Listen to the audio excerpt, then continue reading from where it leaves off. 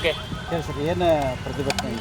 ಇದು ಬ್ರಾಹ್ಮಣ ವಿದ್ಯಾರ್ಥಿಗಳು CET ಪರೀಕ್ಷೆಯಲ್ಲಿ ಹಾಕಿದಂಥ ಜನವಾರವನ್ನು ತೆಗೆಯುವಂಥ ಈ ದುಷ್ಕೃತ ಕಳೆದ ವರ್ಷದಿಂದ ಮುಂದುವರೆದು ಬಂದಿದೆ. ಕಳೆದ ವರ್ಷ ಸುಮಾರು 4-5 ಊರುಗಳಲ್ಲಿ, ಬೆಂಗಳೂರಲ್ಲಿ ಆಗಿರೋ ಮತ್ತು ಮಂಗಳೂರಲ್ಲಿ ಆಗಿದೆ, ಚಿಕ್ಕಬಳ್ಳಾಪುರ ಆಗಿದೆ. ಈ ಬಾರಿ ಕೂಡ ಬೆಂಗಳೂರು ಮಡಿವಾಳನಲ್ಲಿ ಆಗಲಿ, ಚಿಕ್ಕಬಳ್ಳಾಪುರ ಈ ರೀತಿ ಘಟನೆಗಳು 2-3 ಘಟನೆಗಳು ಈಗಾಗಲೇ ಬೆಳಕಿಗೆ ಬಂದಿದೆ. ಇಂಥ ಘಟನೆಗಳು ಮರುಕಳಿಸಬಾರ್ದು. ಕಳೆದ ಬಾರಿ ಕೂಡ ಬ್ರಾಹ್ಮಣ ಸಮಾಜದಿಂದ ಸಂಪೂರ್ಣ ಕರ್ನಾಟಕದಲ್ಲಿ ಎಲ್ಲ ಜಿಲ್ಲೆಗಳಲ್ಲಿ, ಎಲ್ಲ ತಾಲೂಕು ಮಟ್ಟದಲ್ಲಿ ಇದಕ್ಕೆ ಒಂದು ಪ್ರತಿಭಟನೆ ಮಾಡಿ ಇದಕ್ಕೆ ಸರ್ಕಾರಕ್ಕೆ ಬಿಸಿ ಮುಟ್ಟಿಸುವಂಥ ಕೆಲಸ ಮಾಡಿದ್ವಿ. ಆದರೂ ಕೂಡ ಈ ಕೆಲವೊಂದು ಅಧಿಕಾರಿಗಳು ಏನು ಅವ್ರದ್ದು ಭಾವನೆ ಅರ್ಥ ಆಗ್ತಾ ಇಲ್ಲ.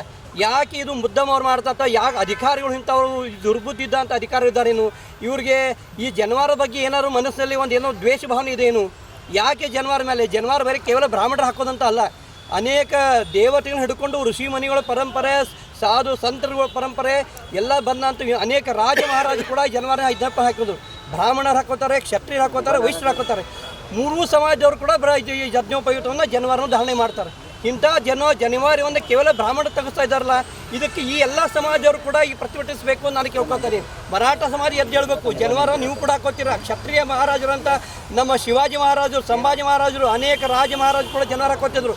ಇದು ಕೇವಲ ಬ್ರಾಹ್ಮಣರ ಅಪಮಾನ ಅಲ್ಲ, ಇದು ಇಡೀ ಮರಾಠ ಸಮಾಜಕ್ಕೆ ಅಪಮಾನ. ಮರಾಠ ಸಮಾಜ ಅಷ್ಟೇ ಅಲ್ಲ, ಇದು ನಮ್ಮ ವೈಶ್ಯ ಸಮಾಜ ಅವರು ಕೂಡ ಜನವಾರ ಹಾಕೋತಾರೆ.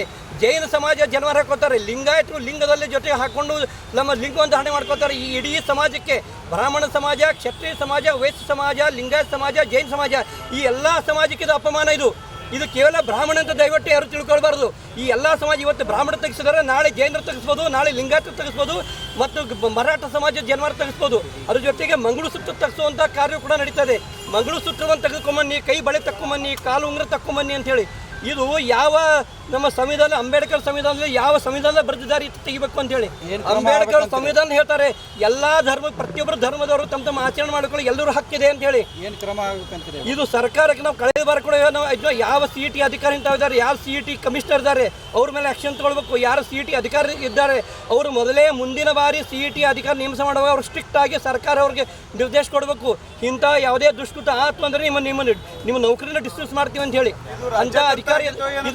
ಇದು ಕೆಲವೊಂದು ರಾಜಕೀಯ ಪ್ರೇರಿತ ಅಥವಾ ಕುತಂತ್ರ ಅಂತೂ ಹೇಳಲಿಕ್ಕೆ ನಾವು ಸ್ವಲ್ಪ ಇರ್ಬೋದು ಅದರೊಳಗೆ, ಅದು ಹೇಳ. ಬಟ್ ಕೆಲವರು ದುರ್ಬುದ್ಧಿ ಇರ್ತದೆ, ಏನೋ ತಮ್ಮ ದ್ವೇಷ ಭಾವನೆ, ತಮ್ಮ ಏನೋ ಸಮಾಜಗಳು ತಮ್ಮ ಪರ್ಸನಲ್ ಏನೋ ಒಂದು ತಮ್ಮ ಸಮಸ್ಯೆ ಆಗಿರ್ಬೋದು. ಅಂಥವ್ರು ನಾವು ಎಲ್ಲ ಅಧಿಕಾರ ಅಂತ ಹೇಳೋದಿಲ್ಲ. ಯಾವ ಅಧಿಕಾರಿ ಇಂಥ ಕೆಲಸ ಮಾಡಿ ಅವ್ರಿಗೇನೋ ಸಮಾಜ ಬಗ್ಗೆ, ಜನರ ಬಗ್ಗೆ ಏನೋ ದ್ವೇಷ ಭಾವನೆ ಇರ್ಬೋದು ಅಂತ ಕೆಲಸ ಮಾಡಿದ್ದಾರೆ ಅಷ್ಟೇ.